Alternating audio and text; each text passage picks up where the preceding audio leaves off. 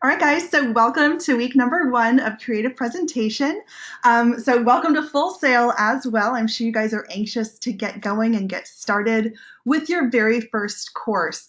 So my name is Kristen Heaney, and for the majority of you, I will be your instructor this month. I also have a great privilege of welcoming one of our newest instructors, Erin Ebanks, and some of her students into our live session today as well. So for this month, which is a really great opportunity for you guys, we're actually joining 4 different sections of creative presentation into our live GoTo trainings for the month. So we'll kind of have this dual instructor kind of setup as Erin's still kind of getting up and running. She's been teaching for a very long time, but just kind of getting the lay of the land with Full Sail. So that's why we have these combined classes this month. And we'll go into some introductions and things like that in more detail in a couple of minutes. But I just wanted to be sure that you guys all knew that even though my name, might not be your instructor's name, it might not be Erin, that we are both kind of teaching the same, kind of working together and teaching the course throughout the month together. So just wanted to let you know that. So I'm sure that you guys are anxious to get started. We have a jam-packed day today, and this is really kind of the format for the remainder of our live sessions. So just to kind of get you guys acquainted and familiar with this GoTo training control panel. So unfortunately, if you're watching the recording, you can't really see what's happening in the chat box. But if you are here live, you can see a chat box up on your screen, and you can chat with others that are in the room. You can send in a message to the entire audience. You can also chat individually. So for the most part, I kind of keep a running eye or keep an eye on that running chat as we're moving through the day. So if you have questions, I definitely periodically pause to ask if there's any questions, but if something comes up and you want to pop it into the chat box, feel free to do that. So if you do want to talk over the microphones, you have the ability to do so. You can raise your hand and I can unmute your microphone. But for the purposes of our live sessions, as we generally have a lot of people in the live sessions, I keep you guys muted so that the background noise won't become an interference there. But I definitely want to hear from you if you have a question to ask me, and I'll periodically look for those raised hands throughout our session today. So because the chat box is not recorded, unfortunately, you'll probably hear me repeating questions that come up in the chat box. And that's just so that the people that are viewing the recording are able to hear the question and then also hear the answer, because more than likely they have the same questions as well. So just a brief overview there of how to really connect with each other and to connect with me, your instructor, as we're moving through our first GoTo training of the month. So welcome, you guys. Thank you to those especially that are joining me and Erin for the live session today. It's a great opportunity if you're able to do it even just once in a month to join a live session. But no worries if you cannot join live. You can always watch the recording. I more than likely will have that up and sent out to you guys probably between 5 and 6 p.m. Eastern time today. So you won't have too much of a delay in waiting to get the content. So normally I'd like to start the month off by, kind of kicking it off with Full Sail's motto. I'm sure you guys have been hearing this going through orientation and the admissions process and all of that, but I do think that it is very true. So if you're serious about your dream, we'll take your dream seriously, and I found this to be very, very true. So if you are one that is just totally dedicated and just like on that path to making sure that nothing stops you with your education and moving into your industry, you'll definitely find that you have so many people here at Full Sail, your classmates, your instructors, your OSLs, your advisors, all of that team pushing you across that finish line, but you really do have to be the one that is kind of leading the charge there and taking, reign of the ship and making sure that you are the one in control of your future and your education.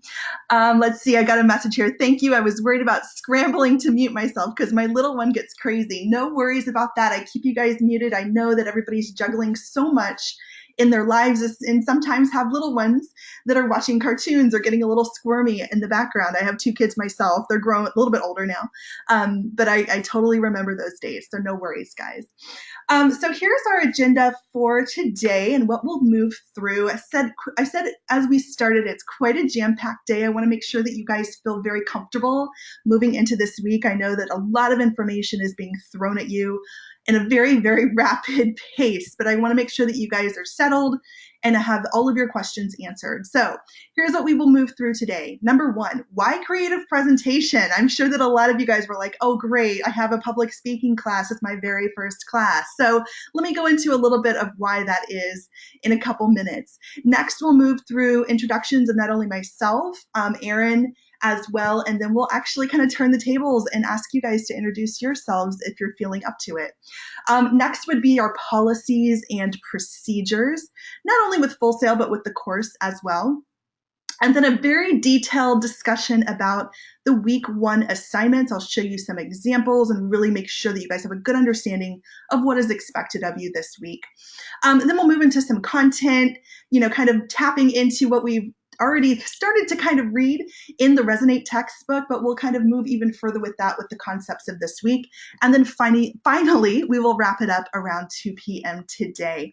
So as I said, why CRP? Why creative presentation? Why are you starting with this course? Well, I know, and Erin is aware as well, that not a lot of people enjoy public speaking. So it is something that is a valuable skill and a valuable tool. Obviously, this will not be the only class where you are thinking about or delivering presentations, okay? So a lot of your coursework is going to be project-based, and some of that will require you to present some of those projects. So we wanted to lay that foundation very, very early and get you thinking about ways to communicate who you are as a professional moving into your industry, okay? So there isn't a single job or industry out there that doesn't require you to have effective communication skills. No one's going to be kind of locked in a basement, never speaking to another person ever again. Now, some careers obviously have more pressure to do public speaking than others, but at the same time, everyone can always polish up on their communication skills, especially with their instructors, with their coworkers, with their classmates, things of that nature. So that's what this course is really about, just kind of giving you that foundation work about just the best practices with public speaking and creating a presentation. So that's why we start here. So we're going to move into some introductions. I will go first. So my name, again, is Kristen Heaney.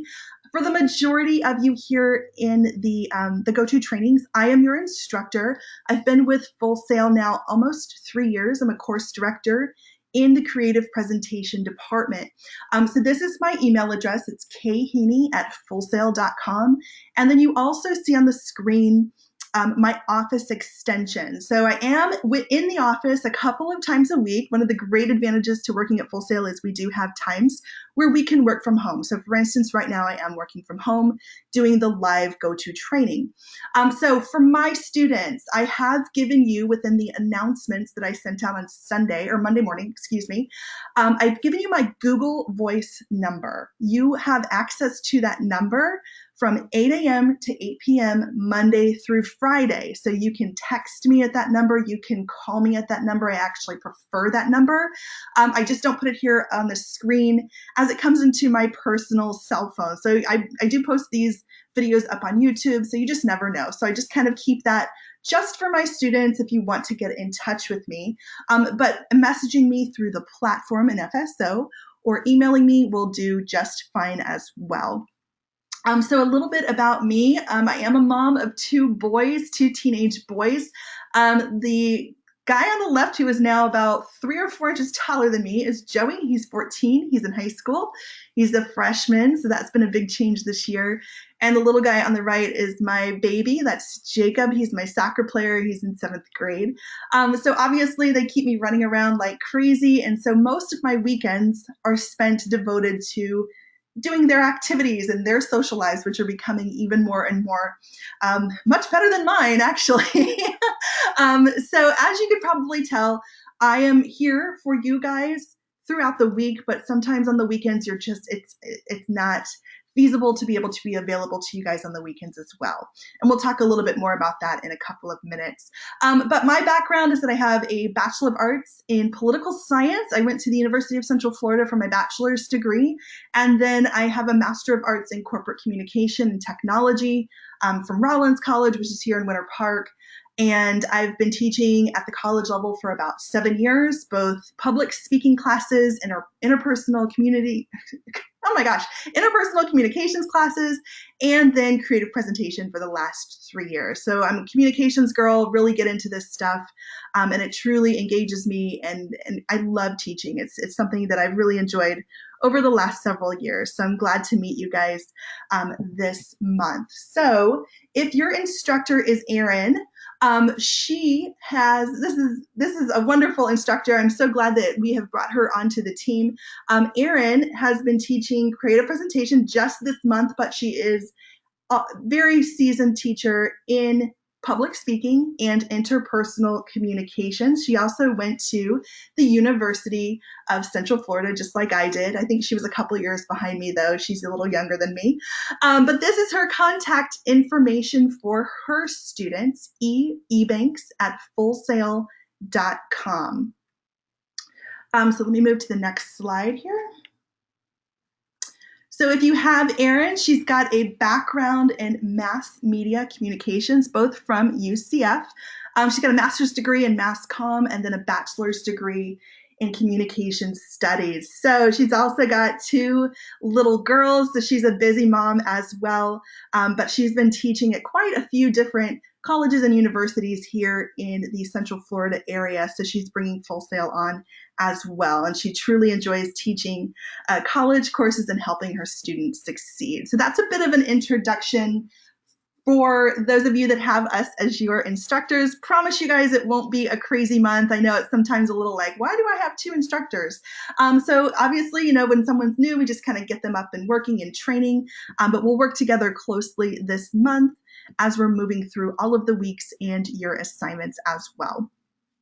So if you're one of my students, Kristen Heaney, then you would see all your grading and feedback come from me. If you're one of Erin's students, you would see all of the grading and feedback coming from her. You can message her directly. And if you're one of my students, you would message me directly.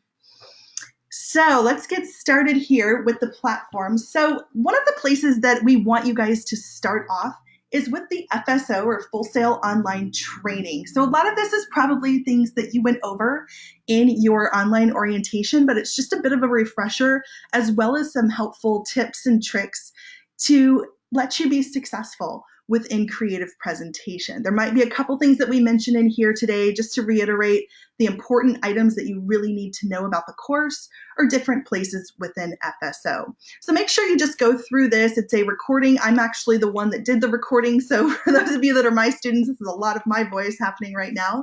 But make sure you've completed this activity once you have watched it. So with your accounts, so guys, as you're kind of maneuvering through FSO and getting your accounts up and running, we're going to ask you to please add your photos.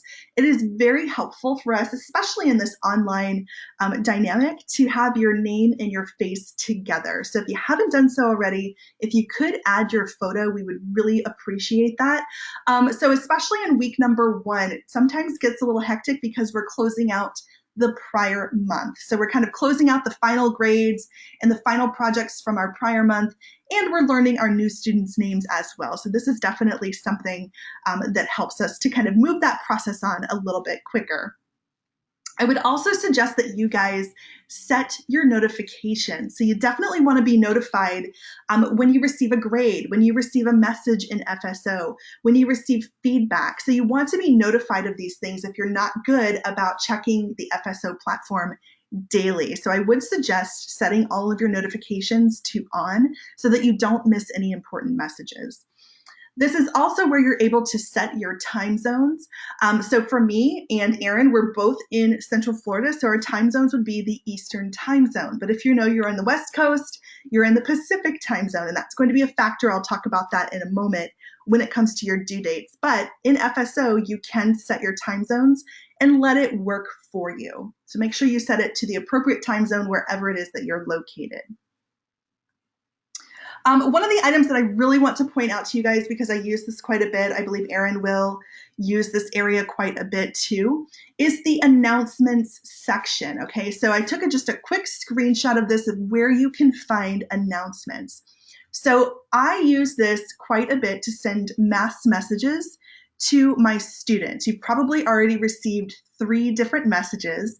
One about my instructor contact information, one about just a welcome to week number 1 of creative presentation. And then we also sent out a message about the O'Reilly textbooks having a little bit of issues this week. So I'm sure you guys have noticed that. We kind of gave you a little bit of a workaround with that announcement, with the PDFs of the book, as well as the link to the multimedia site for the Resonate textbook. If you haven't seen those, you can always have access to these announcements. So this is also important because I will send out follow-up information after each of the GoTo trainings, usually around Tuesday early evening. I will send out a link to the recording. I will also send out examples that you guys can reference as you're completing your work, and any other kind of messages that are meant for the entire group. So be sure that you are checking your announcements, and if you ever are like, I know she sent something, where did it go? More than likely it's in this announcements portion, and they will begin to just save there, and you can go back and reference those as needed. All right, so I mentioned time zones just a moment ago. So I wanted to kind of reiterate these items here. And this is going to be important when it comes back to due dates and submitting your work. So as I mentioned, here is, Full Sail right here in Central Florida. We're in the Eastern time zone.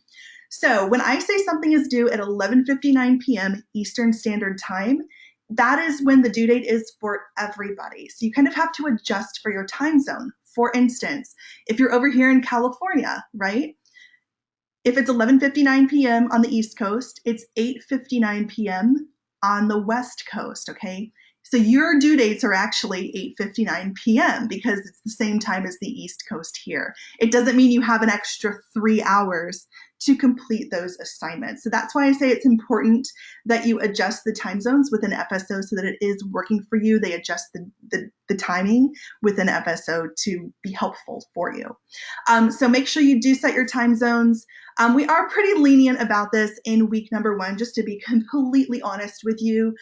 We know everyone's still getting acclimated. Some students are still moving through orientation and getting into access the class today and tomorrow, which is sometimes stressful, so we totally get that. So we'll work with you. But as we move into weeks 2, 3, and 4, you really need to be sure that you are completing all of your assignments and submitting them on time. All right, so I've been talking for a bit now, so I want to kind of put the ball in your court and talk about you guys and learn a little bit more about you. So let's go ahead and open up the microphones. And you guys, I'm not going to call on anyone, but if you wanted to voluntarily introduce yourselves over the microphones, you can just quickly tell us your name, where you're from, what degree program you're entering into, and why did you choose this option, okay? So I'll just be scrolling through the attendees list to see if anyone's hand is up, and no one yet. I definitely encourage you guys to do this. Take every opportunity that's available to just continue to push yourselves out of your comfort zones. So you will see within that list of attendees, you'll see everyone's name within the GoTo training control panel. There's a little hand right there that you should be able to see. It's right to the left where it says names. Okay, I'm seeing a couple here. I think it's pronounced Shakenya, so I'm coming to you first. And you may need to turn your microphone on. It's not appearing green. Are you there?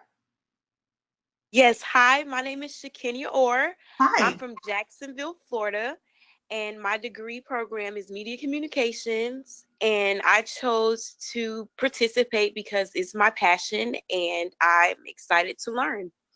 Great, Shakenya. So do you know who your instructor is? Is it me or Aaron? Or are you not sure at this point? I think your microphone's off again.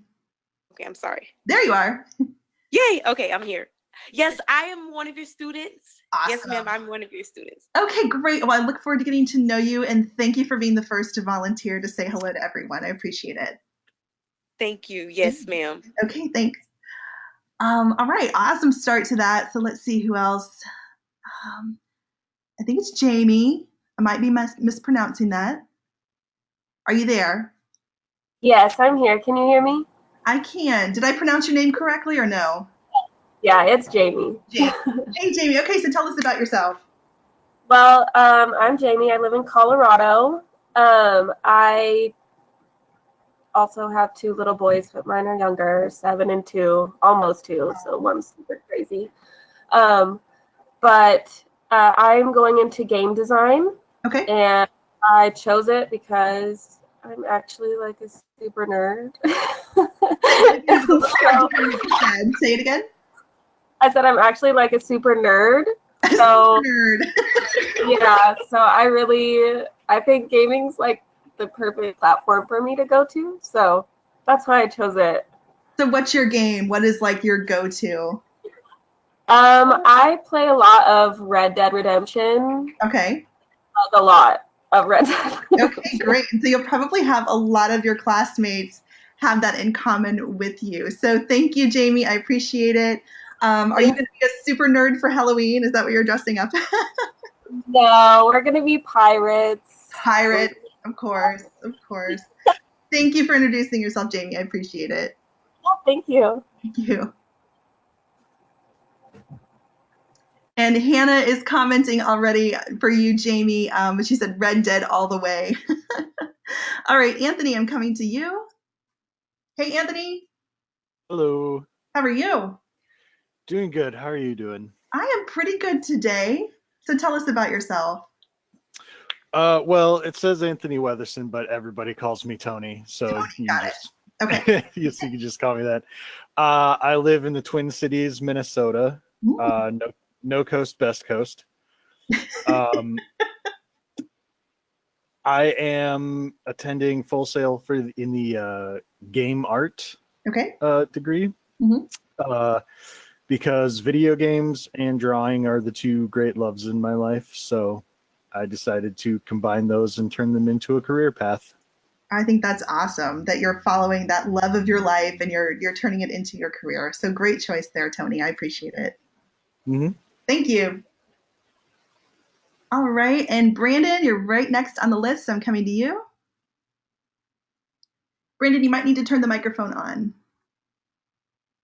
Can you hear me now? I can. Hey, Brandon, how you doing? Doing well, thank you. How are you? I'm good, thank you. So tell us about yourself. Hi, everyone. I'm Brandon. I am in digital cinematography. Mhm. I started working in broadcast media as a typo director for our local news, and I just fell in love with it and decided to start following that as a career. Awesome. Okay. And did you say where you're from? I am from Ohio. Ohio. Gotcha. Okay. Well, thank you. I'm glad that you're here. Am I your instructor or is Aaron?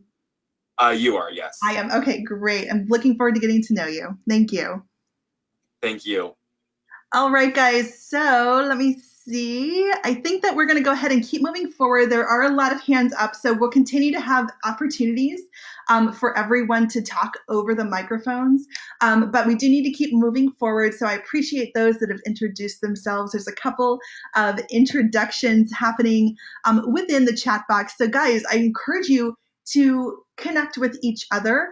Traditionally, when you're within your section, like you're interacting in a discussion board within your section, you won't be able to see the other students that are not in your section. So this is a great way for you to get to know even more Full Sail students because we have a combined 4 sections, about 100 students within these live sessions. So continue to get to know each other. You might find you have a lot in common with the people that are here in the room.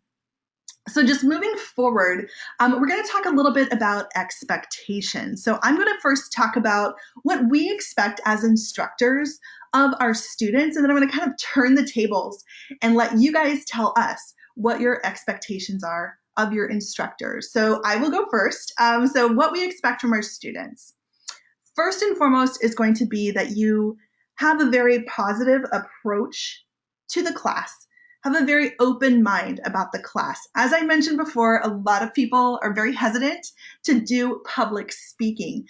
So keep in mind, if this is not your thing, like you're like, I just want to get through this class, I totally understand that. For some of you, it might just be because it's a gen ed class and you want to get straight to your your degree programs, I understand that too. But keep in mind, each and every class has a major purpose to it, okay? And we're setting that foundation so that you can incorporate the concepts and the skills that you learned from these gen ed classes into your degree program. So kind of take it as you are right today and really approach the class with a very positive attitude and an open mind. Second, Erin and I want you to ask questions. We know that you're brand new to Full Sail. Some of you are just coming right out of high school. Some of you may have had a 10, 20, 30-year break from any kind of formal education. So everyone's kind of in a different spot at this point. So we don't have that expectation that you know everything that there is to know about Full Sail. Obviously, you're going to have questions. The one thing that we want you to keep in mind is that although there are never dumb questions, there are times that are more appropriate. So when do you guys think is the more appropriate time to ask a question? Before or after an assignment is due? You can just answer me quickly in the chat box. So when should you ask the questions? Before or after an assignment is due? Harris said after. Who is saying after? That is hilarious. So the answer is before. Funny students. But I'm going to encourage you guys to, number one, watch these GoTo trainings as early in the week as possible. The reason that I'm asking you to do that is because Erin and I are your instructors. We're available to you, Monday through Friday. Both of us have kids, busy lives. We have a lot going on. And for the majority of the time, the weekend is really devoted to our families. So we're not going to be available over the weekend. So please be sure that you are watching the GoTo trainings early in the week so that you have Tuesday, Wednesday, Thursday, Friday to ask us questions if you're not clear about something with your assignments or with the content. Please try to avoid as much as possible waiting to the very last minute and asking questions on, Saturday or Sunday. We're probably not going to be able to get back to you until Monday, and that's usually after the due date. So please, guys, make sure you're asking the questions that you have before the assignments are due. Next is going to be take some action in your education, okay? So you guys have made a true commitment here. Obviously, it's a big financial commitment. It's also a big time commitment. It doesn't just fit into these little kind of nooks and crannies of your life. You're going to have to make time for your education. You're going to have to set aside time for your studies, for your reading, for completing your assignments.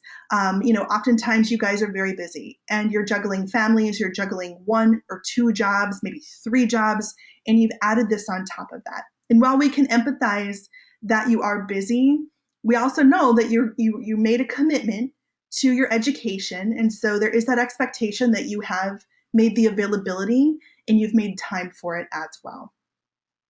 So you're going to get out of this experience whatever you put into it. So Erin and I are going to ask you every week, every assignment, show up, bring your best attitude, bring your best work, and really show us what it is that you're capable of creating. All right, so also we do have an expectation that you are open and that you are listening to us. So a huge part of our job is to give you guys constructive feedback. Both of us are very well trained in this. We've been doing this for a long time. So it's a big part of our job and we do it well. But I will tell you that our feedback is never given in a spirit of negativity. It's always given in a spirit of what can we say to this particular student to help him or her grow and move to the next level. Okay, so that's what we're trying to do. So if we do, point out something that could be improved upon, please don't take that personally or in a negative way. It is given in a spirit to say, hey, this looks a little bit like you could use some improvement. Here's how we suggest that you do that, okay? It is always constructive feedback that we are providing for you. So part of our job, a huge part of our job is to give you that feedback. So we do have the expectation that you absorb that feedback and you implement it in the upcoming assignments. Lastly, have a lot of respect in, you know, in the diversity that surrounds you. There's a lot of creative diversity that is surrounding you. So make sure you guys have the highest level of respect for your classmates, for your instructors as well, and everybody will be just fine. So those are the expectations that we have laid out here. So I'm kind of turning the tables at this point, and I want to hear from you guys. So what are your expectations of us, myself and Erin, as your instructors? So what I'm going to do is go ahead and put the hands down. Oops, let me go back into the keynote.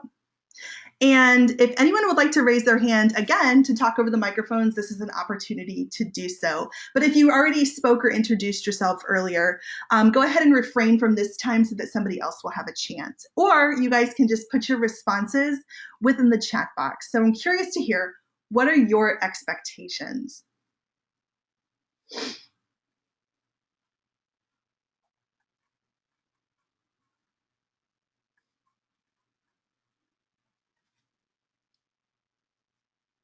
And Tony put a comment, you left your previous job to come to school. My income now is all from my R&D. Tony, that's a huge leap and so brave to do that, but that's an incredible, incredible accomplishment. So well done with that. I'm not seeing any hands, and I'm not seeing any comments in the chat box. So I'll give it another couple seconds to see if anyone has any responses. Definitely want to hear from you guys and your expectations.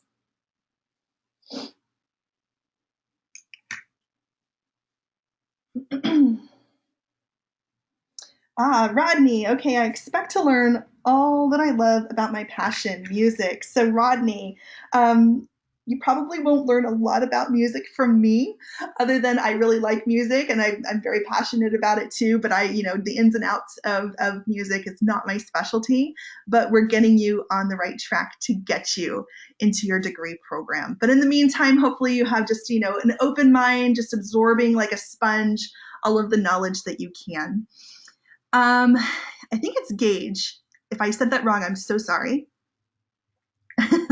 I just expect to have a friendly learning environment where we can learn and grow together. Great, I said it correctly. Awesome. I hope you do find a very friendly, welcoming learning environment as well. I think that you will find that your classmates are very welcoming, very excited to get started, as you've probably seen in the discussion boards. So I encourage you guys to engage in those discussions quite a bit. Let's see here. Jacob, nice name. I have one child named Jacob. I'll teach you through a drop beat. I got this. Thank you, Jacob.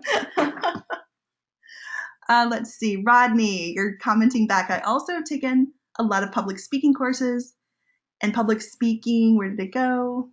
Has helped me sing better too. Absolutely, Rodney, good point with that one.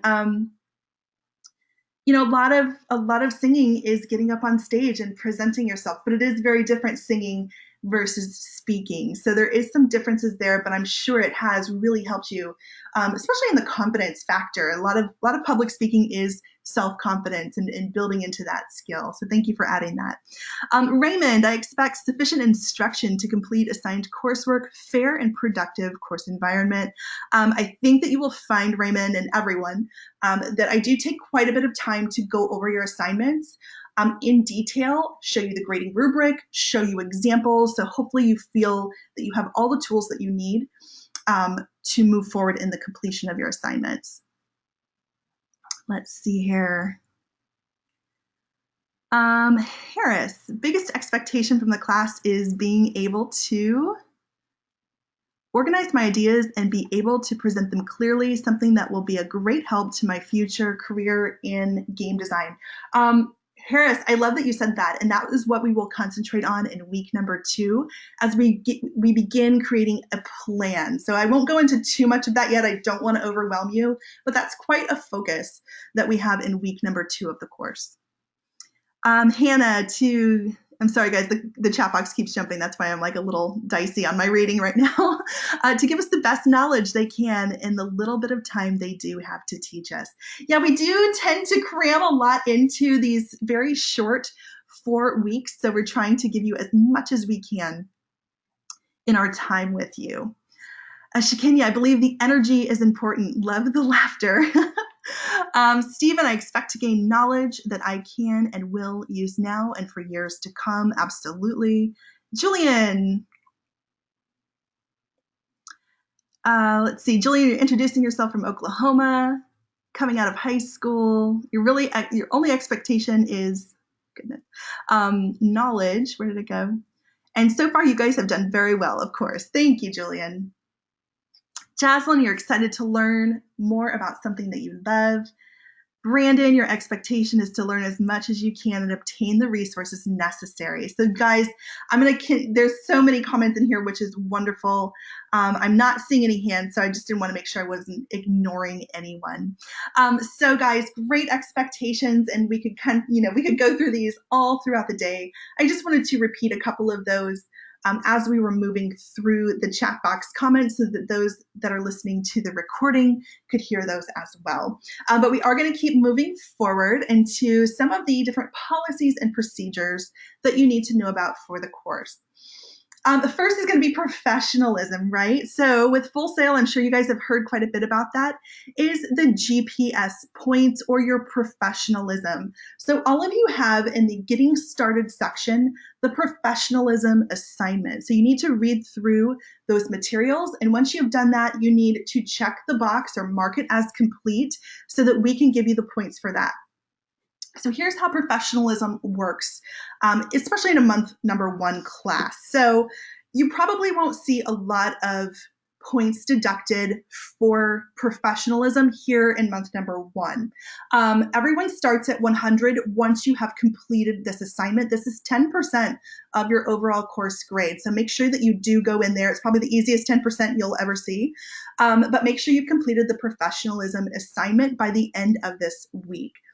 So professionalism, you might see, once you're into your degree programs, a little bit more strict policies with professionalism. So just make sure, guys, that you're keeping a high level of professionalism with your communications, within the discussion boards, within your assignments. Remember, these are these are professional presentations and things like that that you will be creating. So you need to keep that standard very, very high. Next is going to be copyright information. So with copyright, it is a little bit different at Full Sail, okay? So it is a for-profit university. It doesn't operate the same way as like a state university or college would be. So there are a little bit stricter rules about this. I will say right now, I am by no means the copyright police. But you need to keep in mind that all of the items that you use or anytime that you use any images or any music that is not your own, you definitely need to provide resources for that or provide a resources or sources page. I'm not asking you at this point to provide formal APA style citations at all. You'll learn that a little later on, I believe, in English composition. But we're not teaching that here in this course, so there isn't the expectation that you provide an APA style citations page. However, if you just provide a resources page with the website where you found that image or found that piece of music, I do have that expectation. I'll also show you how to provide some resources when I show you an example of your main assignment this week. Next is college level writing standards. So a couple of your assignments are written assignments, okay? So it is important that you guys are getting in the rhythm and the habit of proofreading your work, of running a spell check and a grammar check before you submit it, because that is a factor in some of your writing assignments. As you're speaking, same thing. You want to use appropriate language, appropriate grammar, sentence structure, things of that nature as you're speaking. But definitely with those writing assignments, you need to be sure that you are proofreading before you submit it. If this is something that you struggle with, no worries. There is the Copilot Center, which is our tutoring center. You have access to them through a Discord channel, so you guys feel free to connect with them. If we ever recommend reaching out to the Copilot Center for help with writing, please do not be offended by that. Again, that's constructive feedback and providing you the resources to help you succeed in this particular area. All right, so next is our lecture. So I wanted to be very honest with you guys this month. So we will have only 3 live lectures this month. Next week, in week number 2, I will be taking 2 days off, and that will be Monday and Tuesday. So I have posted a recording for my students. Erin has posted the same recording for her students starting in week number 2. So unfortunately, since I will be taking those 2 days off, we will not have a live session in week 2, but we will continue back live in weeks 3 and 4. Those will always be on Tuesdays from noon to 2 p.m. Eastern Standard Time. Okay, so sorry about that. I haven't taken much time off, and I have a long weekend planned with my boys going up to Atlanta just to get away for a couple of days. So it happened to fall next Tuesday. We will not have a live lecture. So feedback, as I mentioned, you will start to next week start to see grades and feedback come in for your assignments. So don't just look at that numerical grade. Make sure you're looking at the feedback that we're providing for you to absorb that feedback and apply any of those suggestions into your upcoming assignments. Okay, so make sure you're absorbing that feedback. Brandon said, "You deserve the time off. Have fun." Thank you, Brandon. I appreciate that. So one of your other resources is FSO support. So guys, get to know this resource right here. I'm not the most technically savvy person in my department. There's a lot of great technically savvy people that I work with. I am not one of them. So sadly, I can't really provide much for technical assistance. You're more than welcome to ask me questions, and if I can answer it, I'll absolutely do that. But more than likely, I'm going to refer you to the FSO support team. This is really their technical assistance for the entire college. Very friendly, very helpful team. So I would suggest starting to get familiar with them. So they do have a toll-free number. They're open 7 days a week, 8 a.m. to 2 a.m., almost 24 hours a day. I do suggest calling for a quicker answer. And usually they can help you with any login issues, if there's an issue with accessing the textbooks, if you're having some issues with the software programs that we're going to ask that you guys use this month, they can usually help you with that. So don't at all hesitate to reach out and call them. All right, so another great resource for this class is called lynda.com. If you're not familiar with this, this is really a very extensive library of professionally done tutorials for different software programs. So I want to kind of put this out on the table here. This class is not PowerPoint class, okay? We're not here teaching the fundamentals of how to use a presentation software, all right? If we did that, we would have no time for the concepts that we'd like to talk about. So in your time, in your off time from the course, there is the expectation that if you don't have basic knowledge of at least one presentation software, that you do spend some time working through a lynda.com tutorial. Some of the presentation softwares that we traditionally see would be PowerPoint, Keynote, Adobe Spark, Prezi, Powtoon. There's quite a bit of them out there. So if you don't have much knowledge about that at this point, I highly suggest using lynda.com, which is something that you would access through the Full Sail library. Okay, if you go to just straight to the lynda.com site and try to log in, it won't let you do it. You have to access it through the library website first. But complete some of these, I think that you'll find them to be very helpful as you're moving through the course, and this will help you with that technology component throughout the class. So I want to pause here and see if there are any questions about what I've covered thus far. So I'll pause here for a moment and see if there's any questions.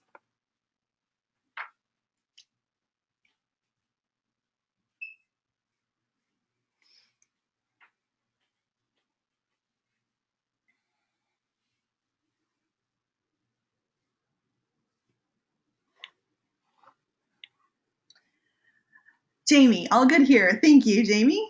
Okay, so if anybody has a question come up, Amaris, no questions? Great. So you guys are sticking with me. You're still here. If you have something come up, just pop it into the chat box and I can address that for you. So before we move any further, I want to talk about the class and what you guys are working towards. So Rodney's saying, I'm just excited to know what our first assignment is. So Rodney, I will definitely get to that. But for those of you who want to kind of have a bigger picture of what you're working towards, that's what I'm discussing at this point. Please keep in mind that there's a lot of ground to cover in weeks 1 through 4 before we get to your final project, okay? So try not to let this overwhelm you. Remember that I'm going to be working with you through every step of this process to get you to a successful final project, okay? So this is what you're working towards for your final project for creative presentation. So you will be building an audio-visual presentation where you are pitching yourself to a very specific audience, okay? You're going to project yourself as a recent Full Sail graduate moving into that next phase. So you would choose a company, a client, or an investor that you would like to work with in the future, and you would, in essence, pitch yourself to them. So we're going to talk a lot about how to build that presentation next week when we talk about the planning assignment. So there's a lot of research that goes on behind the scenes. So think about that. Like this week, you guys are going to watch some TED Talks, which are professionally done presentations. And they're only about 10, 15, 20 minutes long. But as you're watching them, I also want you to think about, oh my gosh, how much time did they put in behind the scenes that nobody saw, okay? That's what lends to a successful presentation. The practice, the research, the building of the presentation, all of that leads up to a successful presentation. So that's what we're going to be working towards this month. I will tell you right now, you do not ever have to appear on camera. So hopefully that had like a big sigh of relief from a lot of you, but you do have to be speaking. So that final project will be 3 to 4 minutes audio visual presentation, pitching yourself to an audience, okay? So in my follow-up message today, I'm actually going to send you several example projects from my past students so that you can see them and you can see what it is that you're working towards. It's called the Brand Yourself presentation. So I don't want to spend too much time talking about this. I don't want to overwhelm you. Again, we have a lot of ground to cover before we get to that point, but I just wanted to let you know what we're working towards. This is what I'm grading for my October students right now as they've moved on to their next class starting Monday. So just wanted to let you know that. So in the meantime, again, I encourage you guys to delve into lynda.com where you can look up some more information about PowerPoint, Keynote, Adobe Spark, Prezi. I know it says Google Slides. I need to change that. Google Slides doesn't always allow you to incorporate audio.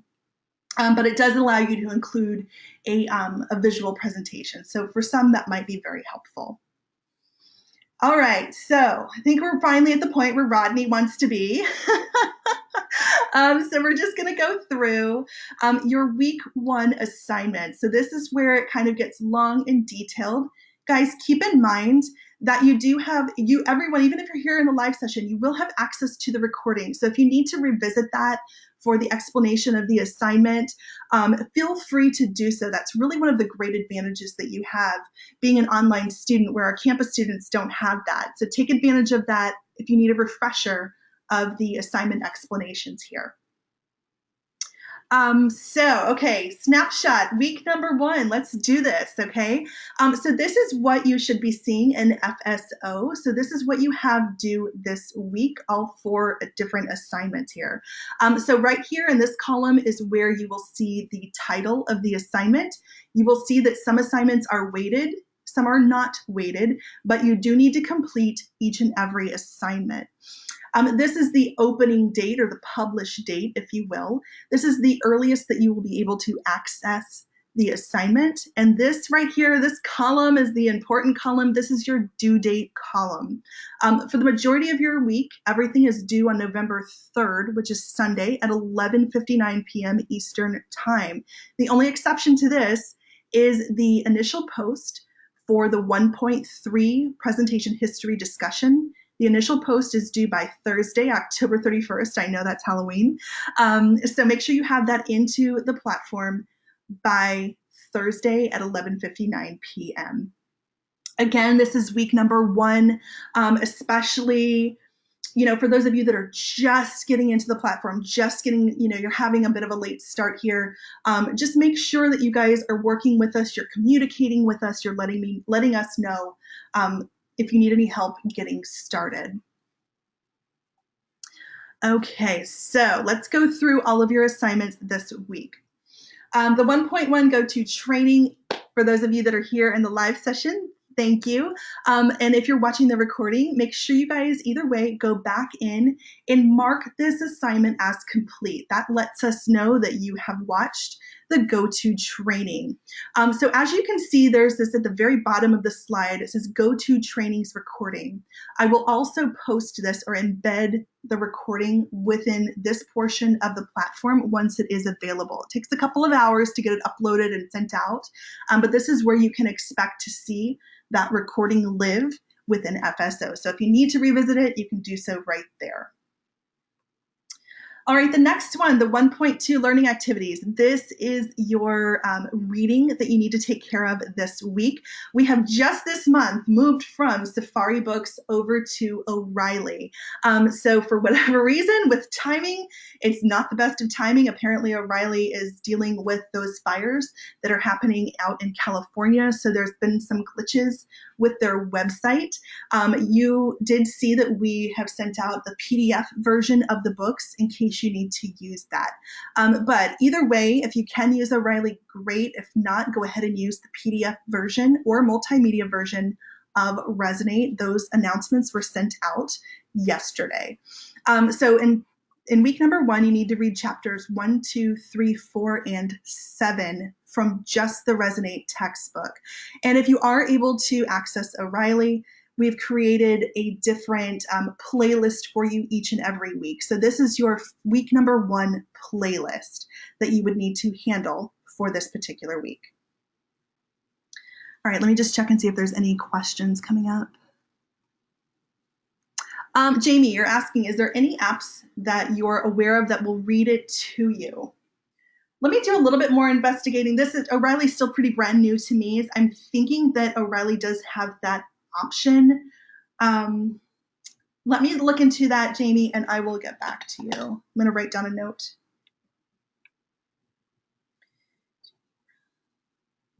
Yeah, Hannah, you're saying the same thing. I was wondering that too for when you're in the car. Audio version. Okay, I wrote that note down. I will investigate that and get my answer back to you guys later on. So yeah, it is a lot of reading. I will tell you guys this, I'll be very honest. There's never a quiz about this information, okay? There's never a test on this information. We do have the expectation that you're taking the content from the course, specifically from the textbooks, and you're directly applying that into your coursework, into your presentations, okay? So I'll be referencing quite a bit from the readings, but I will never quiz or test you on the reading. So take that what you will. But there is a bit of reading for weeks 1 through 3. It lightens up in week number 4. Tony, you're saying that would be great for when you're doing client work. Okay, so a lot of you guys are asking about the audio version here. Okay, I will definitely look into that and see what I can come up with. Nicole, you're saying the book is really good. I'm loving it. It's definitely different from like your standard boring college textbooks, right? So it is written by Nancy. Both of them are written by Nancy Duarte. Next week, we're going to bring in Slideology, which focuses more on the aesthetics of slide design, making them look good and making them look to, kind of just be very impactful as you're incorporating visuals into your presentation. So we'll start to envelop that portion of the text next week. So that is your reading. Brandon, I'm glad to hear that you've enjoyed the books as well, or the book so far this week. Okay, first major assignment of the week. So this is when we get to kind of know you a little bit better. So this is the 1.3 presentation history discussion board. This is different from the community discussion board, okay? So if you've interacted in the community board, which is in the getting started section, this is a totally separate discussion board. I just want to be clear about that. This one is 5% of your overall course grade. It is available in only week number 1. So your first post or your initial post is due by this Thursday, October 31st. And then you must make 2 replies, at least 2, I encourage more than 2, by Sunday, November 3rd. So in the platform, I think Erin and I changed this from Wednesday night to Thursday. Traditionally, it's Wednesday, but some of you guys are getting a late start this month, so wanted to give you an extra day to complete that initial post. So with this assignment, these are your instructions. You have this PDF instruction available to you within FSO, but I wanted to go over really kind of just the definite requirements of this discussion so that you guys are very clear about what it is that you need to include. But what we're really trying to get at this point is that we want to see what your presentation history is. And as I mentioned before, there is quite the spectrum, as this is a gen ed class. It's the very first month. Some of you might have had 0 presentation history, and that's okay. Some of you might have thousands of hours of presentation history, and that's great too. And most of you will be in between some point. But just want to know a little bit more about you and your experiences with presentation. So let's go through the instructions. All right, so in the discussion board this week, your initial post that is due Thursday will include the following prompts or answers to the following prompts. Number 1, describe your level of comfort delivering presentations. Are you fearful or are you completely comfortable? Sometimes I see students kind of put it on a spectrum of 1 to 10, 1 being, not fearful at all, 10 being extremely fearful of presentations. So kind of just give us an idea of where you're at with your own experiences. Also, if you have fears, what would make you feel more at ease? Next, discuss a public speaking experience that you remember. Was it good or was it bad? What did you learn from this experience? Number 3, discuss a time that you have created a visual presentation. It could be with a presentation software like PowerPoint, or perhaps it was something to do where you have created the art and you've presented that to an audience, whatever it happens to be, anything to do with visuals. What was your biggest challenge? What did you learn from this experience? In your initial post, I would also like you to include the answers to these 2 prompts. What would you like to learn from the class? And what do you think you need to improve upon in your presentation skills? So these 5 prompts in the yellow box and the green box, the answers to those prompts will complete your initial post. You need to have that in the platform by Thursday, October 31st. Okay, that's just the first portion of this assignment. So after you have done that, you need to complete this assignment. It is a discussion board. So I do encourage you guys to visit the discussion board on a regular basis. If you can, visit daily, because I want you to engage in conversation with your classmates, okay? So this says here, use the attached RISE model for the best practices in creating meaningful feedback. You're probably like, what's the RISE model, lady? So let me show you the RISE model. In your replies, you need to make at least 2 replies to 2 different classmates, okay? If you want to reply to me or Erin, that's fine, but it wouldn't count as one of the replies to your classmates. Highly encourage you to reply to more, so you're getting to know more and more of the people within your sections, okay? But we want to encourage you in your replies to really kind of stretch and grow. Don't want to see replies like, hey, great post, thanks for sharing. That really doesn't encourage the conversation to move forward and to continue. So another instructor, Emily Ray, has created this RISE model. It's an acronym standing for Reflect, Inquire, Suggest, and Elevate. Really here in week number 1, Erin and I are looking for you in your replies to focus on the R and the I, the reflect and the inquire. So in your replies to your classmates, make sure you reflect for a moment, kind of respond to what it is that they say. Did you agree with them? Do you have experiences that you can relate to based on their initial post? Reflect on their post. But more importantly, we're looking for you to inquire. Why do we want you to inquire? Because this is what encourages the conversation to continue moving forward. Ask the classmate, what did they learn from that experience? What are some of the suggestions that they have for improvement? So ask questions to get to know them a little bit better and continue that conversation moving forward. So we're definitely looking for you to incorporate the R and the I, the reflect and inquire portions of the RISE model into your replies. So here is the grading rubric for this assignment. There are 4 sections that we're looking at when we're grading your discussions. So the first portion is the relevance. As you can see on the screen, it moves kind of in a spectrum. Exemplary is the category that everyone wants to learn, everyone is striving for. Any points deduction you would see come along, in this area right here. And if you're moving from accomplished to developing to beginning, there are points deduction. So try to make sure that you're using these rubrics as a checklist of sorts before turning in your assignment, because this is what we grade this is what we use when grading your assignments. So for the first portion, I'm looking at the relevance. Student post content related to the discussion topic, including all prompts and required questions. So if your initial post did not respond to all of the prompts, we can't give you the exemplary. We probably move it down to accomplished or developing, depending upon how many questions you answered. So make sure you're answering all of those prompts.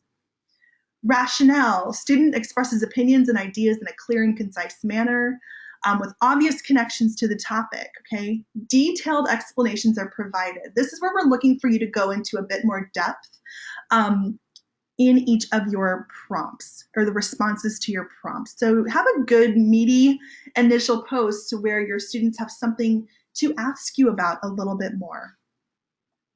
The learning community. Okay, this is where those 2 replies come into play.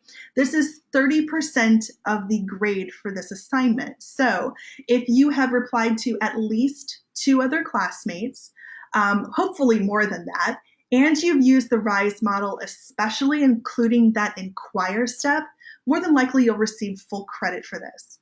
So if you replied to 2 classmates, but you really didn't inquire or push the conversation forward, you're probably going to see an accomplished. If you only replied to 1, you'll probably be down to a developing. And if you replied to no one, you would have an incomplete, okay? So make sure that you complete this assignment by doing the initial post and the 2 replies. Lastly is the mechanics. So as I mentioned before, the spelling and grammar, punctuation, sentence structure, capitalization, they all matter, okay? So you want to be sure that you are moving through the spelling and the grammar check before submitting your discussion or any other written assignment. So that is the grading rubric that we use to grade this assignment. So this just kind of recaps everything that I discussed. I wanted to pause here for a couple minutes and see if there are any questions about the 1.3 assignment before I move on.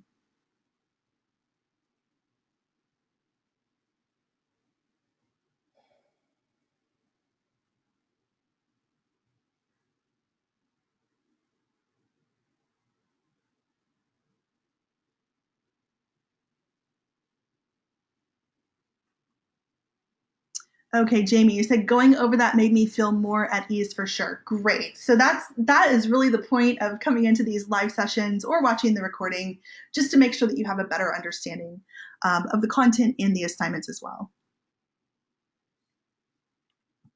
You will see that they're like right when you go into the discussion that you will see that Erin and I have made our own posts to kind of, give you a good guide and starting off place. So if you have a little bit of hesitancy with this assignment, just take a read there.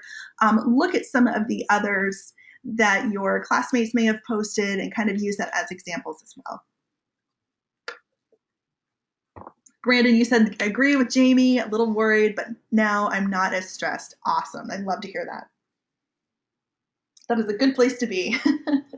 I know that this is very overwhelming at first, so really breaking it down does help that. Jamie's asking, is there a specific layout that you want us to use? I'm assuming you're meaning for the initial post. There is not a specific layout. Just do kind of a straight format. paragraph format. Just, a lot of times students kind of take this into telling a little bit of story about their background. So just as much as you want to open up and however appropriate that is for you, we're more than willing to be very lenient on the layout and the structure. Rodney, you're saying I like having a model like the RISE model to help me post proper replies. Yeah, it is. It's a nice guide. I like it because I think you'll find, like with a lot of online classes and discussions, it's just kind of a stale discussion if nobody is, willing to push it and move it forward. So that RISE model helps you do that. Okay, guys, last call. Any questions before we move to the TED Talk assignment? All right, so I'm looking forward to seeing your discussions. Again, first post is due by October 31st, and then the discussion board will close Sunday night, November 3rd. Keep this in mind. Once the discussion boards close, we generally do not reopen them. They're not meant to stay open for a long period of time. So if this is something that you missed this week, more than likely Erin and I will not reopen this for an extension. I didn't mention this earlier, but I need to now. If anyone has any accommodations from the Student Services Office, you need to get us your accommodations letter as soon as possible. But the discussion boards are one of those assignments that would not be extended because they do impact other classmates. Okay, so I wanted to just be clear on that. So once those discussion boards close, they are closed. Hannah, you're saying replies are also GPS scores too, right? Hannah, I'm not too sure exactly what you mean. Like the replies don't count towards your GPS grade, but if you're being unprofessional with your replies, then that would become a GPS issue, if that's what you're asking me, Hannah. I'm not positive if that's what you're asking me. But if, like say for instance, if you submit this discussion board, but you don't do the replies, you would have the points taken off for this assignment. I wouldn't, kind of double hit you and hit you on professionalism as well. So hopefully that cleared that up. All right, so we're going to spend some time here on our main assignment this week. This is the 1.4 Professional Presentation Analysis, which is a mouthful, so we're going to call it the TED Talk assignment. So this one is 15% of your overall course grade. It is due by Sunday, November 3rd before midnight, okay? So this is probably what you guys have focused on quite a bit this week in getting accomplished. So I want to go over this assignment. I will show you 2 student examples as well. All right, so let's move into just kind of an overview about TED Talks. So I mentioned TED Talks before. A couple of you guys had a couple comments in the discussion board, which is great. So just asking one more time, who knows about or has seen a TED Talk, TED Talk? Anyone seen TED Talks? Okay, cool. Raymond, Jaslyn. Okay, so a couple of you have. Terrence, nope. So if you haven't, there's a couple yeses, a couple of no's. If you haven't, this will be a great introduction to the TED.com website. If you have, maybe pick some new ones or maybe pull one of your favorites into this assignment as well. So what I'm going to ask you guys to do this week is to visit the TED.com website. I'll show you that in a moment. And I want you to have this general overview question in mind. What is it that makes a presentation effective, creative, captivating, and/or inspiring? Okay, so at this point, if you've watched TED Talks before, you might just have kind of taken a casual glance and listen to what they are explaining. But this week, I want you to dig deeper, and we're going to analyze 3 different TED Talks. So before we become the speaker, we really need to sit in the seat of the audience to figure out what it is that captivates an audience, okay? So I want you to sit in the seat of the audience this week as you're viewing different TED Talks and start to really dig deeper and analyze what it is that makes that TED Talk captivating to you. All right, so here are the prompts that I want you to use. Again, use these as a guide in completing this assignment because I want you to analyze, not summarize, okay? I want you to provide an analysis of 3 different TED Talks. You can summarize a little bit of information, but really if you're not following these prompts, it's probably going to bring you more into summary information, which is not what I'm looking for. I'm looking for you to analyze the execution of the presentation, the delivery of the presentation, okay? So let's go through these prompts. Number 1, why was this presentation powerful or moving? Why did you like this presentation? So go into specifics and details. Was it the content alone, or was it how the speaker delivered the content? I will say this, if you're watching a TED Talk and it's not really the most captivating thing you've ever seen, you don't have to scratch it, right? You don't have to trash it. You don't have to move on to the next one. You can kind of take a spin on this and say, here's why I didn't like this presentation. This wasn't moving because, okay? So really analyze why it is that you didn't like the presentation. That sometimes can be just as powerful of information as what you did like about the presentation. So you don't necessarily have to scrap it if you don't like it. Next, what made the content appealing? What made it relatable? How did the speaker draw you in to care about the subject or the topic? What did you get out of this presentation that you would not have experienced reading an article about the topic? Last, what kinds of emotions did the presenter elicit? How did they do this? Okay, so this is going to be step number 1. You are going to do this 3 times because you're watching 3 different TED Talks, so you're going to provide an analysis for each TED Talk. So I am expecting to see these prompts answered within each analysis.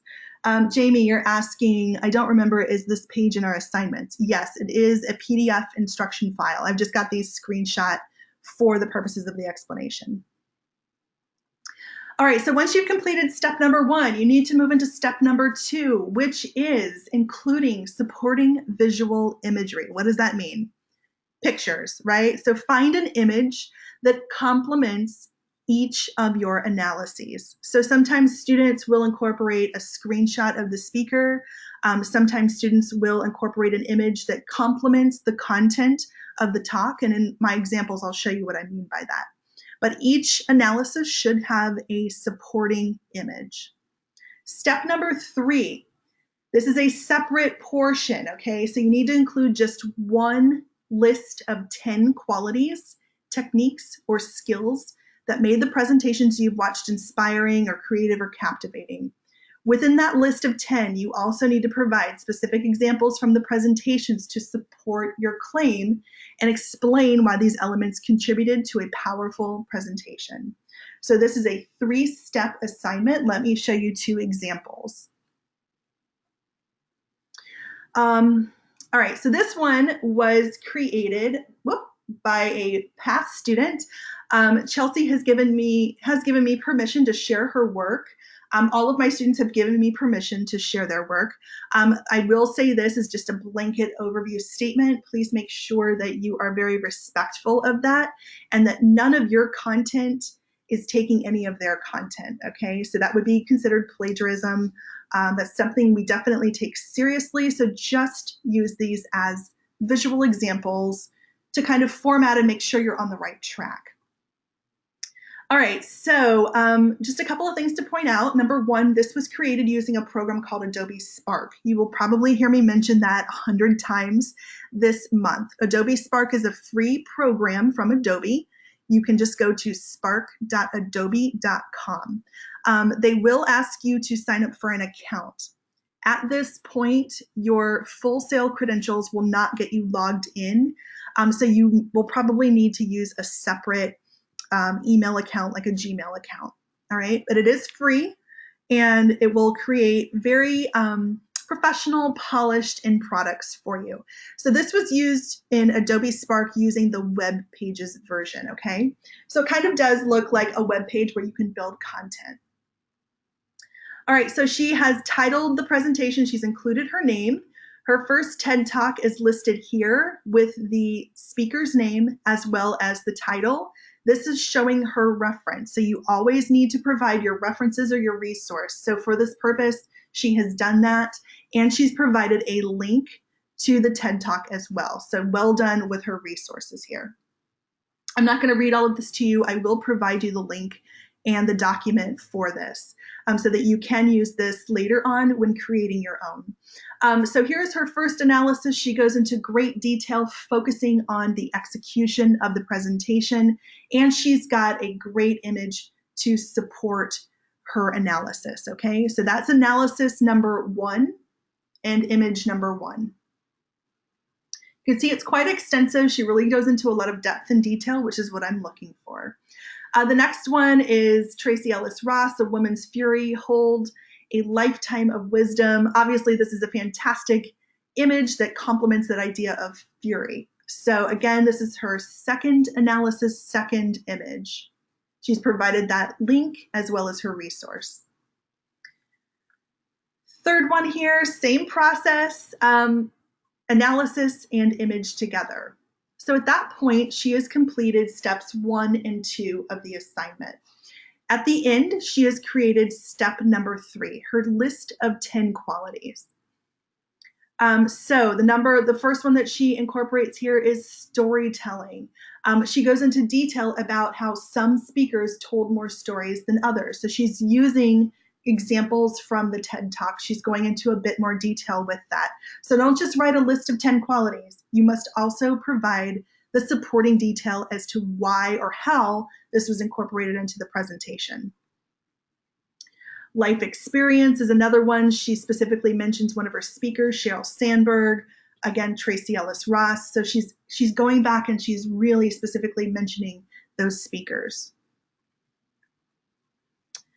So this list continues to move on. I'm just kind of giving you an overview of what an end product of Adobe Spark looks like.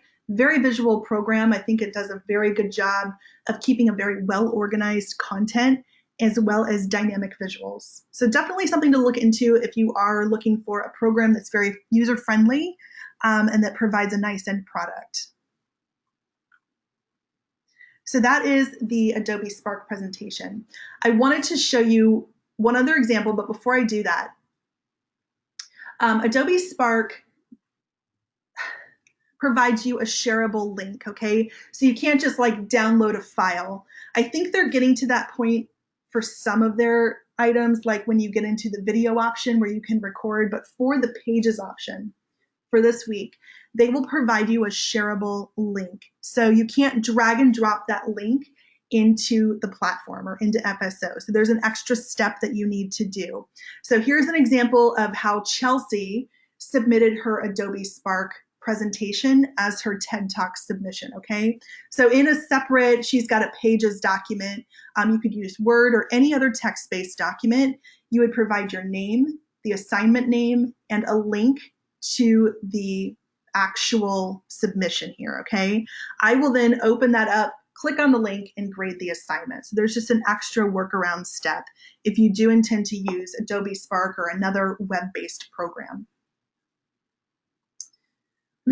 Let's see, Maxime, do we need a works cited page if we link the videos we talk about, or do we need a works cited page in general? I would prefer you to have a works cited page. Like here's an example.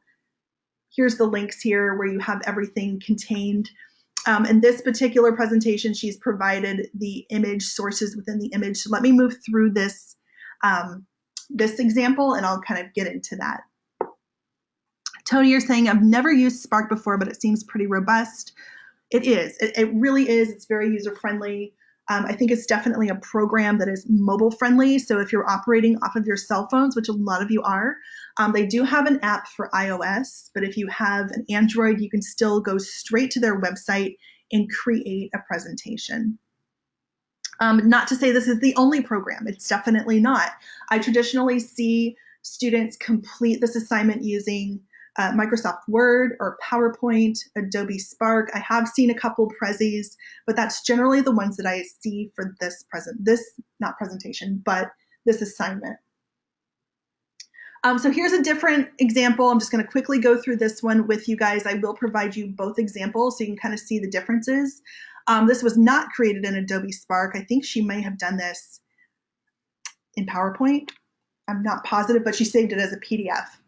So this is Maricel Rodriguez. She did an excellent job on this assignment. Number one, she has combined her analysis information. She's got the title of the talk, the speaker, a great image to pair with it. And then right here, she's kind of cited her image here, very, very small on top of the image. Next one is talking about as a kid really lying, so great image to incorporate and complement her analysis. Same formatting, everything is well organized. Lastly, and I love showing this one because of how impactful this image is. So when you're thinking about images, this is what I'm wanting you guys to think about. What is there, how is it that I can impact the audience on an emotional side using vivid imagery? And this is a great representation of that. So this analysis is all about, is addiction a disease? We should treat it like one, and having this very powerful image of a person's hand being chained to a bottle, kind of showing that idea of alcoholism. So that's just a great way to incorporate photos. Jamie's asking, can we use our own photos? Absolutely, you can use your own work. Steven's asking, can I use Adobe Spark on your phone? Yes, you can. So with Maricel, she's got her 10 qualities here. Again, she's got them listed out very well. One item I want to show you here is how she references the textbook, okay? So this is where you'll see a relevance factor, mentioning items from your reading. She talks about Nancy Duarte writes a big idea, okay? And that's going to be something that's coming directly from your textbook. So you need to, as much as possible, reference the reading, any supplemental material, and pull that into your assignments. Okay, so those are just two examples of this particular assignment. So hopefully seeing it visually, it is a lot, these are pretty in-depth assignments, but hopefully seeing it has really kind of settled any nerves about what is expected for this assignment. So I'll go through, I wanted to show you the TED website. Hang on one second.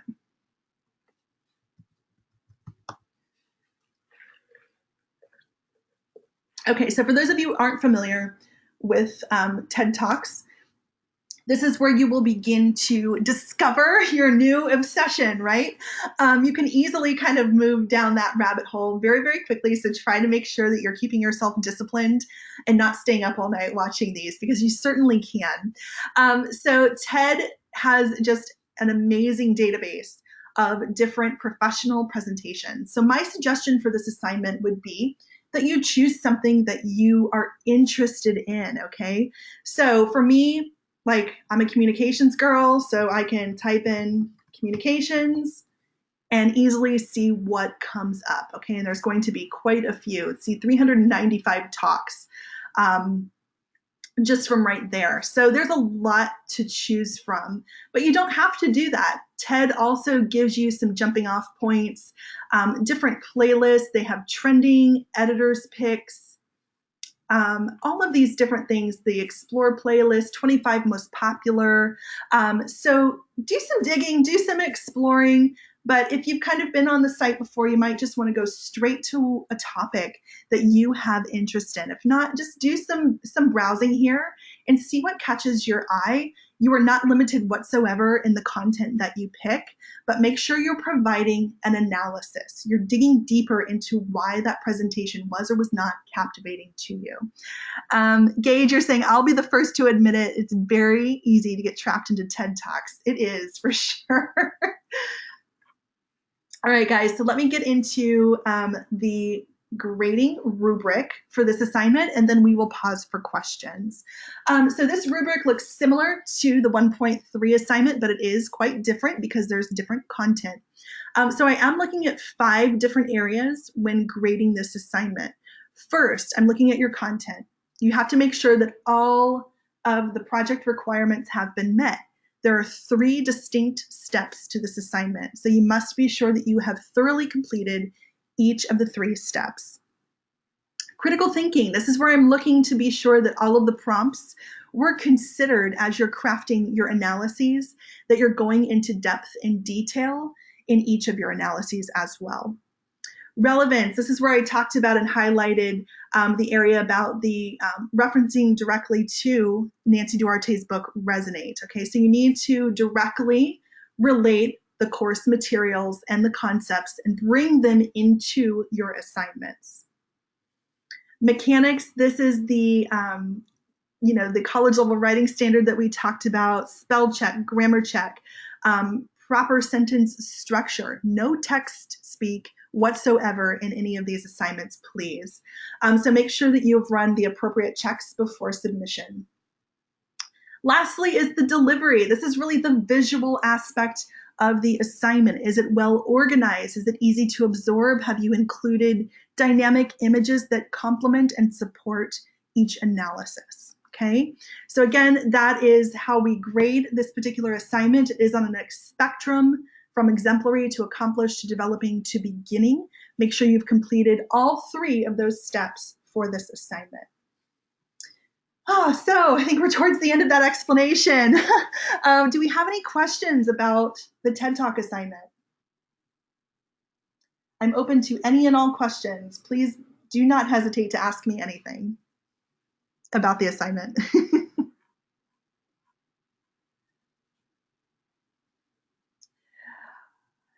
Nikolai, okay, so no questions yet. Do you guys feel better seeing some examples, some visual examples? Okay, good. Awesome. Again, in my follow-up announcement, I will provide these 2 examples to you. So if you wanted to use them as a guide when you're preparing your own submission, you may do so.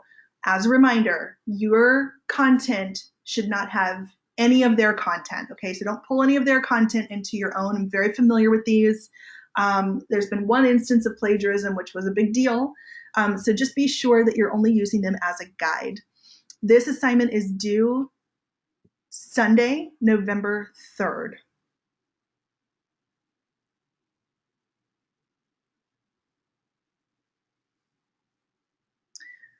Shakenya, you're saying on the first example, she saved the document. Shakenya, I'm not sure what you're asking me with that one.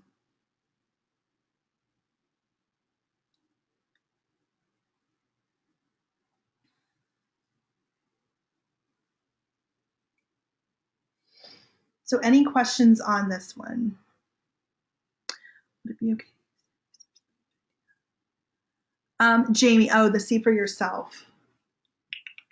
Hold on one moment, guys.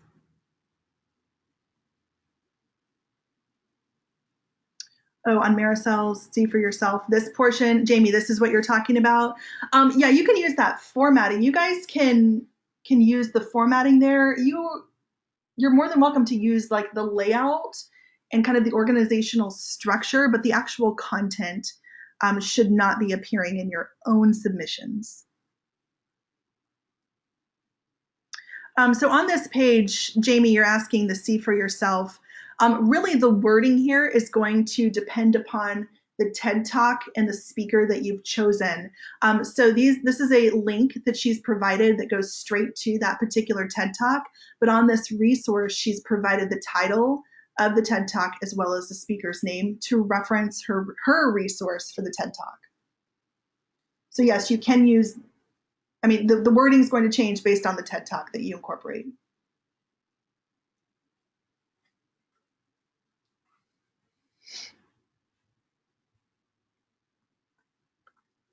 Any more questions about this assignment? Oh, Jamie. Okay, you said I'm sorry. I was just asking if we can use see for yourself instead of references. I'm okay with that. You were asking about the phrase see for yourself. I misunderstood. Thank you for clarifying.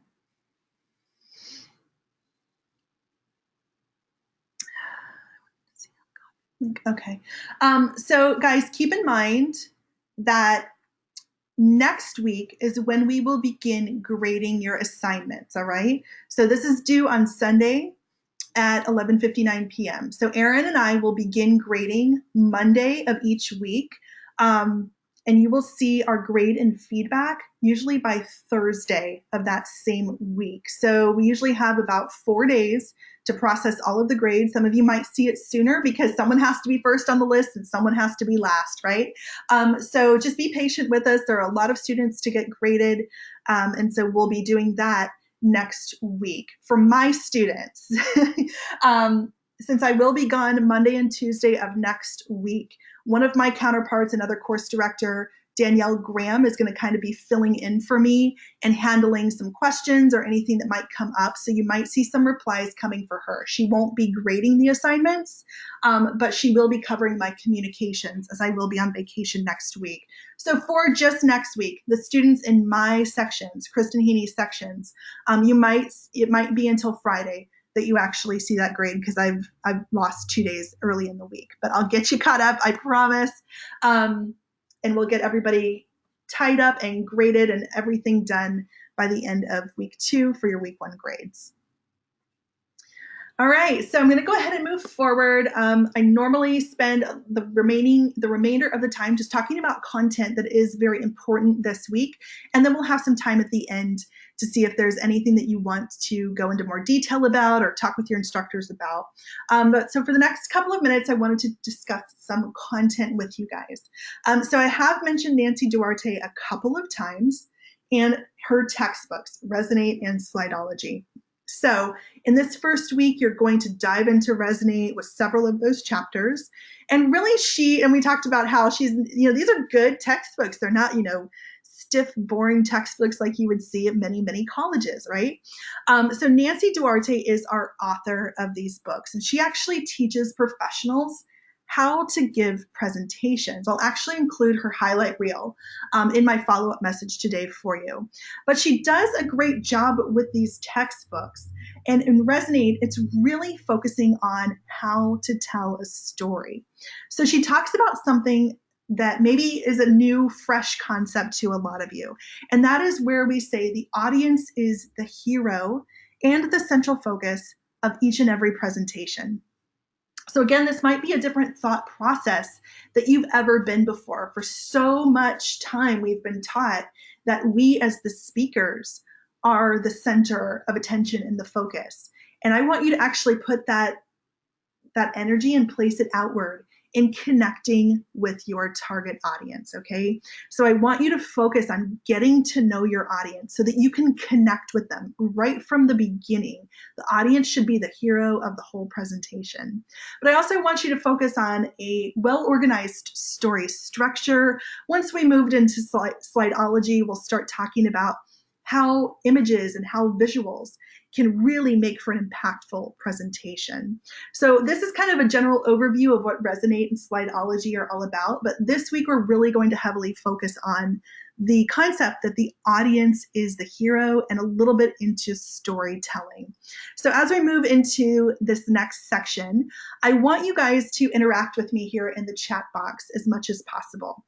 So what elements are truly needed to have a powerful story? We're going to talk about storytelling here because this is a great way that humans connect with each other through storytelling. So I want you guys to tell me in the chat box, what are some of those main elements that are needed for a powerful story?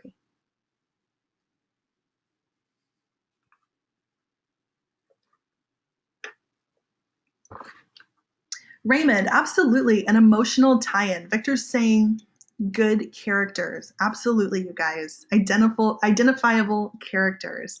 Relatable, yeah, agreed, Raymond. Relatable ideas. Absolutely.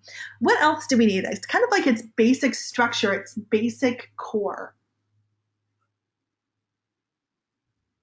Some sort of conflict. Christian, yes, that's absolutely one. A good plot, big challenge. Great. But one thing that we definitely need to have set up so that we can easily connect and stay with our audience is a beginning, a middle, and an end. But you guys are absolutely on the right track. Nicole's saying adventure and a hero that goes through a transformation, the hero's journey. Jamie's saying characters. But absolutely, at our core, we need to have a clear organizational structure. So a couple of you have mentioned that you have some kiddos. Mine are a little bit older and they finally kind of mastered the art of storytelling better than when they were 6 years old. But have you guys ever heard a 6-year-old tell a story? Anyone ever hear a 6-year-old tell a story? Famously, they probably say, and then, and then, and then, and then, and it goes on forever, and you're like, come on, baby, bring it home. Let's round this out. It is super cute. But I, kind of go back to times where I'm like in a car and like one of my sons is telling me a story about monster trucks and it's going on for like 10 minutes straight.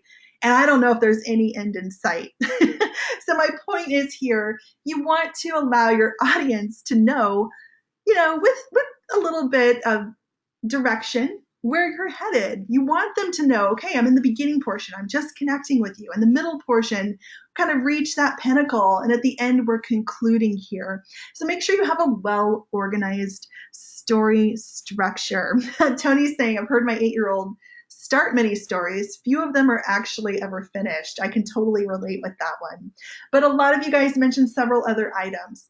Identifiable structure is definitely one. Identifiable characters, a buy-in, some intrigue, some conflict happening, conflict resolution as well. So think about how stories have really impacted or connected you with the speaker. Think about that as you're watching your TED Talks, because you want to pull that element of storytelling into your own presentations. So next, I want to see if any of you guys have ever felt like this. What is this image conveying? I think it's more of a feeling of being trapped. Have you ever felt trapped by a presentation? Hopefully you don't feel that way right now. Anyone ever feel trapped? Maybe at work? Oof, yes. Tony said, oof, yes, that's great. Definitely not a feeling that you want to give to your audience. You want to not make them feel like, oh, great, another presentation. You want to make them feel included and engaged, okay? So what are some of those ways to do that? How do we make the audience our hero? Well, we need to get to know our audience a little bit better, right? So we will refer to the audience quite a bit as the hero throughout the class, and the speaker will be the mentor. So it's a relationship, in essence, that you are establishing, okay? The mentor-hero relationship. So the presenter, again, is the speaker, or the presenter is the mentor, sorry about that. And they are the ones that are sharing their knowledge, their experiences. They're giving that roadmap to success. The mentor is really the one that is here planting the seed to their audience, okay? The audience is that hero, okay? They're the ones that are going to go out, follow the steps, and actually fulfill their mission, right?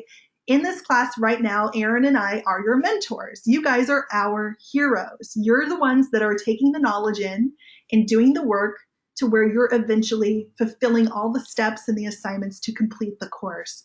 But as we move throughout the remainder of the course, you guys are going to take the seat or the position of the mentor, and you're going to guide your audience through the brand yourself presentation that we're going to work on throughout the month, okay? But you definitely want to get to know your audience or your heroes. So how do you do that? One of these quotes here that I love: designing a presentation without an audience in mind is like writing a love letter and addressing it to whom it may concern, right? When we used to write our love letters and pass our notes in middle school and high school, it would always be to someone very specific, right? We'd never write a love letter to whom it may concern. It would be to somebody that we know we have shared experiences and things that we have in common. Same concept here. I want you guys to develop your presentations not to whom it may concern, but specifically for your audience, all right?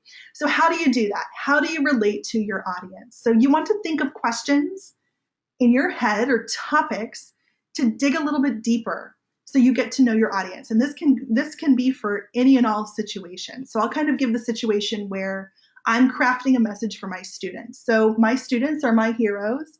I need to think about them and what matters to them. I need to think about their lifestyles. My message needs to correspond with their lifestyles. I know that their lifestyles are busy and hectic. I know that you have several responsibilities all going on at once, okay? But I need to think about what it is that you are interested in, your hobbies, your hangouts, those types of things. And Tony says, I see now where my love letters have gone awry. That's pretty funny. Next on the list, like when you're relating to your audience, what is their knowledge? So if you're crafting a message to your audience, you don't want to assume anything, right? You don't want to assume what information that they already have. So you want to be sure that you have set a little bit of a foundation before moving into any other topics. What are their motivations? What are their desires?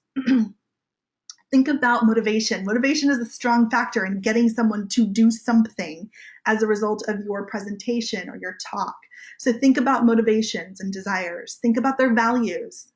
What is important to your audience? Think about their influences. And think about respect. Audiences really respond to a mentor that they absolutely respect. Okay, so you have to earn that respect sometimes. Oftentimes that's earned through listening and empathy. So think about those items as you're starting to really next week move into researching an audience and thinking about who it is that you want to pitch yourself to when you start the brand yourself presentation. You can also segment your audience a little bit. One way to do that is through simple demographics. Okay, demographics might be taking the group and finding out the breakdown of the age bracket, the genders, the education level, the religious backgrounds, income, things of that nature, which kind of give you an overall idea of the audience before you actually start speaking to them. You might also want to think about some special interests.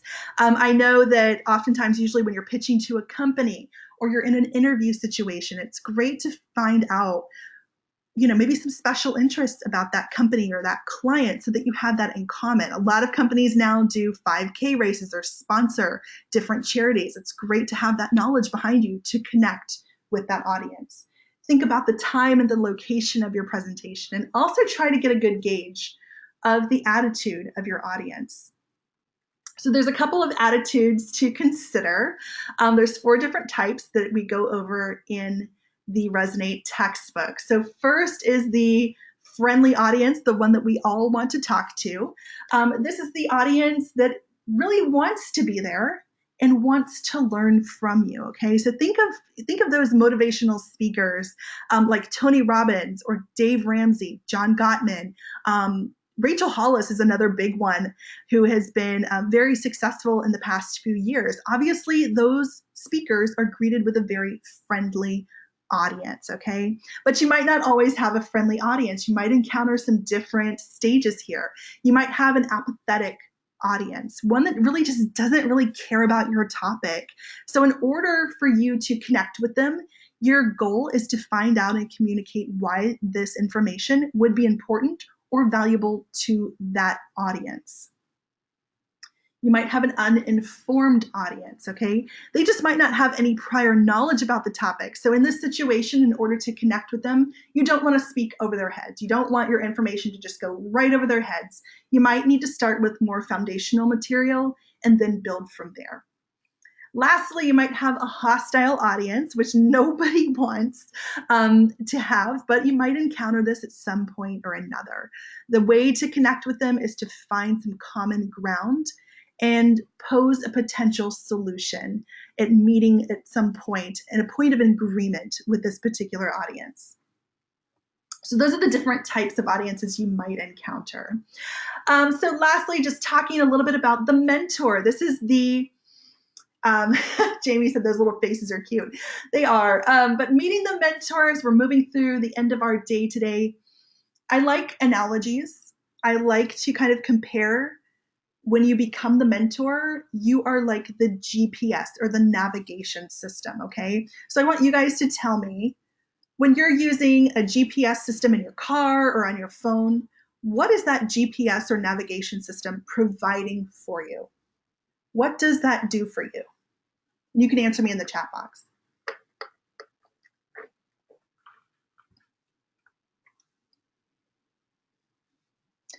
Brandon is saying directions. Absolutely. So you as the mentor want to provide your audience with direction. Terrence is saying confirmation that you have arrived. Absolutely.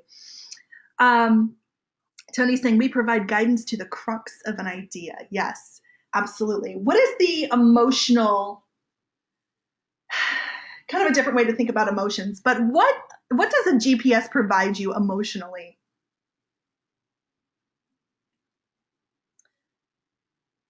safety, security, feeling like someone is with you, that you're not alone. So keep that in mind as you guys become the mentors, that you are the one that is the GPS system for your audience, okay? When you're delivering a presentation, you're taking them through all of the steps and the turns.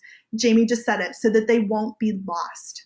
They will get to each and every one of their destinations, and they will get to that destination safely, understanding exactly what they need to understand. So you have to provide the step-by-step directions and turns, getting your audience from the beginning through the middle to the end of your presentation. So kind of keep that analogy in mind, that you guys, once you start becoming the speaker, that is your job. Your job is to provide direction for your audience to get to their destination. Those directions have to be specific. If not, they're vague and your audience is going to be lost.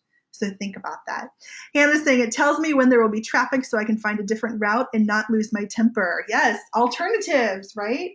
So those are some good analogies as well.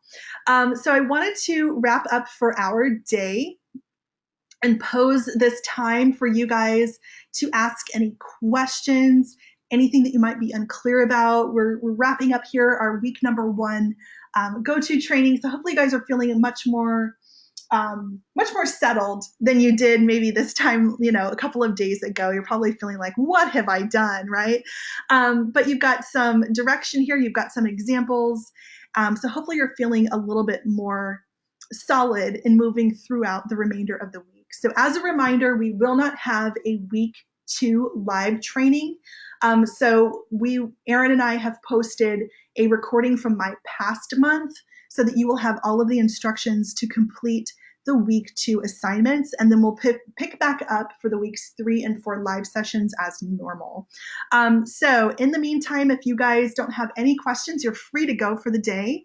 And if you want to stay in the room for a bit, I am here to answer your questions. I'm going to go ahead and close down the recording, but I will still be here in the room. Thank you guys and have a great day.